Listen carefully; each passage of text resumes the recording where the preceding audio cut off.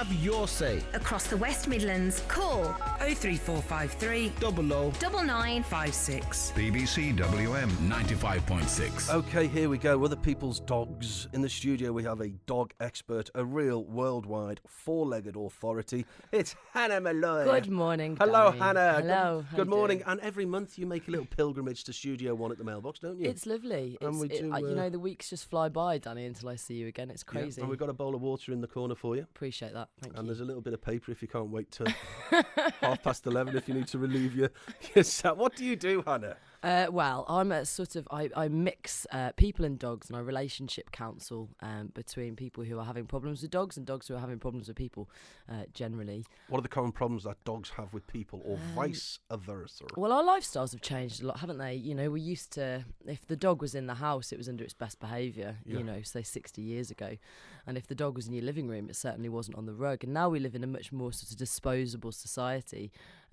We give dogs a lot of space and a lot of choice in the home, and then when we take them out, we've walked into a world now that is full of litigation, full of laws. So these dogs have to be maintained and kept under control. So they get very frustrated with this different approach. You know, at home I can do whatever I want, but when I go into the park and I see the things that I want to go and interact with, I'm not allowed to do that. So there's a lot of frustration that builds, I think, between dogs and people. What can you do with the frustration? And can you spot a dog? You know, when you're maybe at the dog's home and you want to get a puppy or a dog, can you spot a dog that's going to be frustrated and therefore maybe not the right dog? Well, I think any dog's going to get frustrated. Learning in general is quite frustrating. The key with teaching a dog with sort of minimising frustration as much as possible is to teach them how to manage it. So say you've got a dog who deals with frustration by needing to chew, then give it lots of things to chew. It will calm it down. You know, some dogs will deal with frustration by, say, they want something, so they'll keep going at it. You know, terrier types tend to be quite tenacious, so they'll want to keep going at it. So the key with a dog who really wants to get something is show them how to get it. And if you shape for behaviour that is calm, like sit and wait and watch me, and then you give that dog access to the thing that it's been trying to get at, then you'll minimise that frustration. So it's showing the dog, you know, how to get what it wants, really. Other people's dogs, you know, when you're walking in the park, just having a walk. Do you go for a walk in the park? Yeah, you do. Quite frequently. With other people's dogs or by yourself? Or yeah, a bit of both, yeah, definitely. Get a little insight into what you do when you're not on the radio. So there you are, walking in the park with other people's dogs. Yeah. What do you think or feel when another dog bounds over to you, off the lead?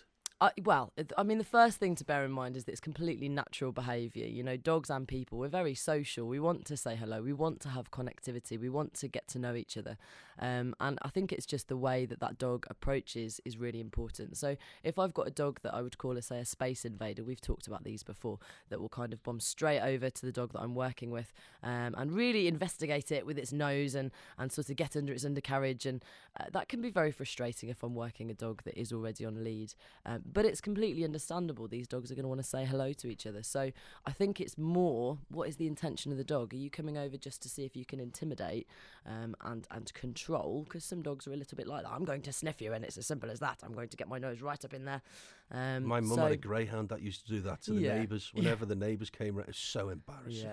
Why do some dogs do that? Because we let them. We teach them that's an acceptable form of communication. If you walk into your house and your dog's bound up to you and give you a really good sniff and jump all over you, and you think, well, these are my family, so I don't mind, really. I'll let you jump all over me. It's not a problem. They're going to do that to other people because you've taught them that's acceptable as communication, you know? Yeah. So when I walk into a client's house, one of the first things I'll do is I'll block it from being able to sniff me. I'll just ignore it. I won't look at it and I won't, you know, engage with it until I see that it's, say, maybe sat down or laying down and sort of given up on trying to say hello, and then I'll call it over. And that's a really good way of teaching a dog how to say hello, really. Yeah. Bethany was a real crotch sniffer. Yeah. God bless her. Yeah. Let's go to Malcolm in Acox Green. Hello, Mal. Good morning, sir. Good morning. We want to talk about other people's dogs, and we've got a worldwide canine expert in the studio, and how other people's dogs may affect you. And what's your story, Mal? I believe it's a very unpleasant one. It is actually, Danny.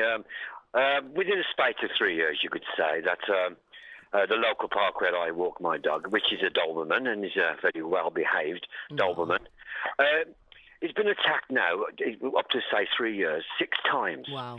And each and every perpetrator has been a staff bull terrier. These dogs actually came running from 200 to 600 yards simply to attack, Wow. maim, or indeed kill. And I was just wondering, why is it in the psyche of staffs? This is how I perceive it. They tend to want to, to tear apart another dog or to attack another dog. I know that dogs obviously will attack, male dogs do, but it seems to be prevalent in Staffordshire Bull Terriers. And I've always said to these people with these dogs, if your dog leaves the jurisdiction of you, the owner, and simply doesn't come back on your command, then it's classed as an uncontrolled dog. Yeah, I completely agree, Malcolm. I completely agree. It's a psyche of the staff that people are worried about. There's loads and many stories I'm sure you've heard about the staffs. And staffs have got a bad name. And people defend staffs and say, some of them I know staffs are quite genuinely peaceful, some of them, but the vast majority of staffs, as I perceive, they do attack as a dog. Can I just put you both on hold for a second? Go Malcolm, on. don't go anywhere, Malcolm. No. Hannah, please, don't go anywhere, because Dan. Patrick in Coeshill. Patrick. Hello? Yeah, good morning. And I know you called up to have a pop at me about staffies, but did you just hear Malcolm's story? Yep, I did. And I hear it all the time and the other way round. What do you hear the other way round? That people will be walking around with their Staffords, other people's dogs are off a lead, they'll run up, start being aggressive with the Stafford and then wonder why the Stafford retaliates. But at the end of the day, nobody should be walking around with a dog off a lead anyway. It's irresponsible ownership. Okay. But nevertheless, there is something about that breed that Malcolm... Okay, can I put you square on this Yeah, go one? on then. Let's go. Let's have a go at this one. So, okay, let's look back at the breed history. We've got to understand the breed as it is. Okay, Bull Terriers were bred to do what? Do you know what Bull Terriers were bred to do? Fight and kill bulls. They were baiting bulls. So 200 years ago, we decided that, butchers decided it'd be a really good way of tenderising the meat. So that's where it started. We wanted to tenderise the meat before slaughter. So we'd set the dogs on the bulls, and then it became... whilst they were alive? Yeah, absolutely, yeah. Really? To tenderise the meat? Yeah, it's Never knew disgusting. that. Humans have been horrible for a long time, but you know what? We've come a long way. And we got rid of blood sports in 1835. We just outlawed them and said that's not going to be okay. But the population still really enjoyed blood sports. And so what happened was the ancestors were bred and made smaller so they could be easily hidden, really. That's the oldest lineage of Staffordshires. That's why they were made a little bit smaller, so they could still be fought and they could be hidden away because it had become illegal. It had gone underground. So if you think about the personality trait that we have bred for, the specific character aspect that we've looked for in a bull terrier is to want to go at and keep going at something that looks big and imposing, okay? We bred for a particular trait that said that I want to go straight from frustration to aggression quite quickly, very short fuse from I don't know how I feel about this to brrr, that's what we specifically selected for as a population. We did that. Humans did that. The dogs have never chosen to look the way they look or behave the way they behave. It is a breed trait, okay? So the key here, though, and this is where people get confused, is that any animal that is taught by using sort of punitive methods, or if you're taught by a bully, you will then become a bully. Okay, so if you're brought up under a society that says, right, I'm going to make sure you do as you're told and sit down and stay there, when you then meet another individual that you think you can teach, you're going to teach in a very similar way. And so what I see quite frequently is staffies who feel the need to discipline other dogs because they themselves have been disciplined. Probably the wrong way. Instinctively they have a propensity to be violent. No, aggressive. They're pushy. Yeah, they're pushy. They want to control and they want to catch and grab. But that's not staffies all day, every day. That's staffies when they're in the height of their prey drive. That's not all day, every day. Staffies are inherently lovely. They're wonderful family pets. And let me put you square on this one.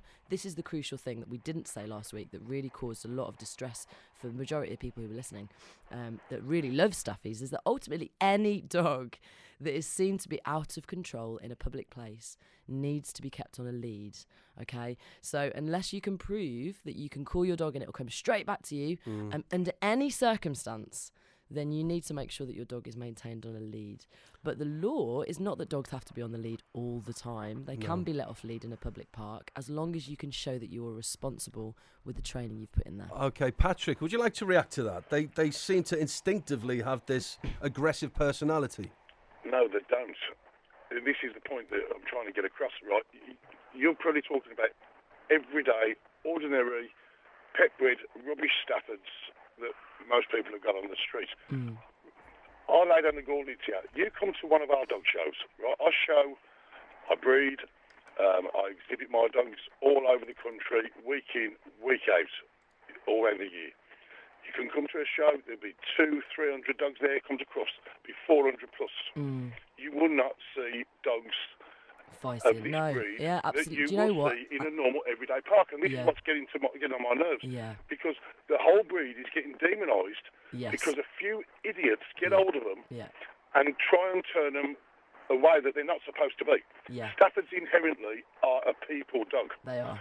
They shouldn't bite Staffords. If a Stafford bites a person, Yes. it's ain't a Stafford. Okay, let me ask Okay, you. so Can I just Patrick, ask a go on, question, go on. Patrick? And I understand the difference, and you've explained it very well.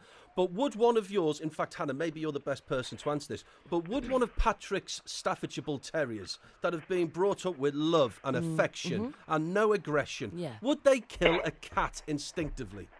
Well, that's a Hang totally Pat. different Well, it's not question. if you're a cat owner. Instinctively, no dog wants to just necessarily kill a cat. Any dog will chase something if it's running. Yeah, but if a cat, but the difference is the aggression. Aggression is a confusing word in that context. Aggression is a really functional behaviour that stops a loss of something. Okay, you get aggressive when you're fearful that you're about to lose something. Staffies are prey-driven. That's all. You know, they're terriers. So they deep would kill a down. cat. One could kill my cat if it was, no matter how well behaved it was, if it just happened to see it.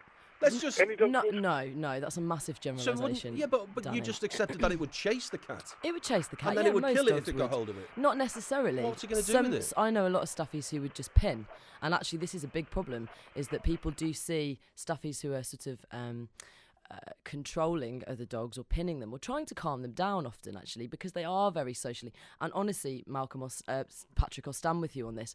Staffies are lovely with families. They're brilliant with people. But if you read into any breed description of Staffies, you won't see that they're good with other dogs necessarily. And the problems that people have with Staffies are often dog-on-dog issues rather than dog on people. But accepting that, can we conclude that no matter if they're not good with other dogs, then we conclude that no matter how well behaved Patrick Staffies are, they're still not going to be good with other dogs? They have they are disadvantaged, as we said last week. You know, their facial featuring has been adapted over years to be a little bit flatter. So the problem they have when they're communicating with other dogs is that other dogs see them as quite full on, quite forwards. Yeah. You know, but again, as has just been really beautifully put, there are a large proportion of the population of humans that are also very similar in stock. You know, they're stocky people, they're a little bit worried about their environment, and they've got a big dog, and they want to, tell everybody that they're not to be messed with. And so then that bleeds over into the personality of the dog, and it does, in fairness to the breed, give them a bad name. Wow. Bless them. Okay, 03. Malcolm, how do you feel about that? Well, I disagree on some of the subjects the lady spoke about. I only can speak as I find, obviously, but I have spoken to other people who have also, their dogs have been attacked by staffs. And it's like I keep going back to this, it is prevalent that staffs do attack other dogs. Mine is 6 times so far, and each and every attack it came from 400 to 600 yards. Patrick says staffs are lovely big people. Yes, indeed they are, but most breeds of dog are lovely big people. But the staff, as far as I'm concerned, and nobody will change me on this, I'm sorry to say, that staffs, to me, are an aggressive, forward attacking dog. It should be kept on the lead at all times. Seriously. And other dangerous dogs, of course. And some of the people, because a lot of people say, you must blame the person with the dog. No, I'm sorry. There are a few bad owners, of course. But I do feel to myself that these dogs have a different psyche whatsoever. They will attack. Only a few weeks ago, if I just could put this last point in, Danny. Yeah. A few weeks ago, there was a few people outside the park, and they were crying, and I didn't know what was actually going on. And I asked one of the ladies what happened, and she says a Yorkie was attacked and ripped apart by a staff. I'm sure, ma'am, that you hear. To me, 98% of dog-upon-dog attacks in this country, in Birmingham City parks and all parks all over the country, are perpetrated by staffs. And these people who own staffs must say to themselves, you know, with the percentage of dog-upon-dog attacks, staffs are the first and forefront of attack. And people must understand that staffs have a different psyche. It's no good saying, oh, yes, they're nice to be people and all that. You know, all dogs are nice to be people. From a Chihuahua to a great St. Bernard, they're all lovely to be people. Staffs are an attacking dog, as you said. Yes, there are bad owners. Okay, it can't always be the owner's fault, can it, Hannah? No, of course it's not. No. Let's be honest, okay, and the key here again, and I really want to make this very clear because it's very easy to demonise staffies or any. They are demonised, ma'am. They are demonised. And the thing, when I work with a staffie, you can go to any person in the park, and I guarantee you, about 8 out of every 10 lawful dog walkers will tell you if their dog's been attacked by a dog, it's been by a staff. Right. So what we need to do then is re-educate, don't we? They're all nice dogs. Yes, all dogs are nice in many ways. Okay, Mal. And I appreciate that there are bad dog owners. But staffs, you must get this into your mind. Staffs have a different psyche when they're on the green. Okay, you've made your point. Go on, Hannah. Okay, so this is the crucial thing. You know, it is very easy to demonise Staffordshire Bull Terriers, and I want people to be aware that in the grand scheme of things, they are just dogs. You know, they are just little personalities. It wasn't their choice to be born with really broad shoulders and a forehead that doesn't really move. Or they've got a lovely wrinkly forehead, but the rest of their face is very tightly held. And so when a staffie comes up to another dog, it looks a little bit frightening, you know. And what's happened is we've instilled fear, not only in people, which is probably the scariest thing, because if you've got scared people and they interact with the staff, they're going to be on edge. Well, Malcolm's got a reason to be scared, hasn't he? Yeah, I understand that. And the other thing you've got to bear in mind is that we've had fear popularity with particular breeds of dog. We've had sort of phases of fashion of fear. You know, a couple of years ago, 10, 15, 20 years ago, it would have been Rotties that were in the newspapers. Then it was, Alsatians. It was at one point also Dobermans, Yeah. So we've had phases of being sort of classically conditioned to this particular breed, and this is the popular one to be scared of. Staffies, though, we do need to remember the basis of their breed was for baiting bulls. That's what they were. That's what we chose for them to do. So if we don't like that temperament, if we don't like that aspect, and bear in mind my job is to kind of look at the larger range of dog interactions. I have to mingle people together that have got a variety of breeds of dogs that want to live their own way peaceably, all together in the same parks. And my point is that if we want this to continue, if we want to keep having staffies and breeding staffies and encouraging them to be lovely, happy family pets, we've got to look at the interactions they have with other dogs and say, can we help them? Can we maybe give them some more featuring? Maybe breed them out by maybe one, as I say, a Labrador or another breed of dog. Just start to mingle those genes a little bit so they calm down, is what I would say. So until that point, Malcolm is right to be worried about any staffie, no matter. No. You know what? Any interaction socially, if you start to get fearful, then you will encourage aggression, okay? Yeah. Where there is fear, there is potential aggression. So if I meet a dog that's come bounding out of nowhere, the first thing that I do is go, hello, good boy, even if he's really being quite intimidating with his body language to the dog that I'm with. I'll say hello, and I'll stroke that dog that's come over, number one, because I'm saying that I've got my dog's back here.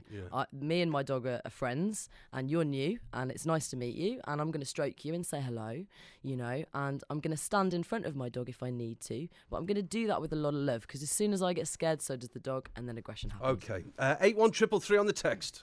Liz? Liz? Liz? Liz? Hello. Oh, you're there, Liz. Hello, Liz. Yes, I'm here. Sorry, Liz, I do apologise. That's all right. What have you got I for thought I'd us? gone deaf then. Do you know where we were listening? Shh. We were listening to Terry. Listen. Shh. Are you sitting comfortably? You're like two kids, you are. Stop giggling. Ian Lee. Friday afternoon from 2 and Saturday mornings from 9.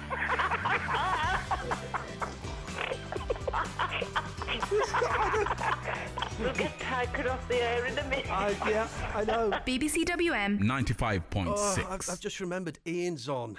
Last week there was he sent a moaning email about too many chairs in this. How many chairs? What's the optimum amount of chairs for a talk radio studio? I quite like it. How many you got here? You got 1, 2, 3, 4. Send a global email out moaning. 1, 2, 3, 4, 5, 6. Can you? You know when you leave, could you take 5 chairs out with you? They're quite comfortable. I'll have them away. What else was it? The bins, are they overflowing?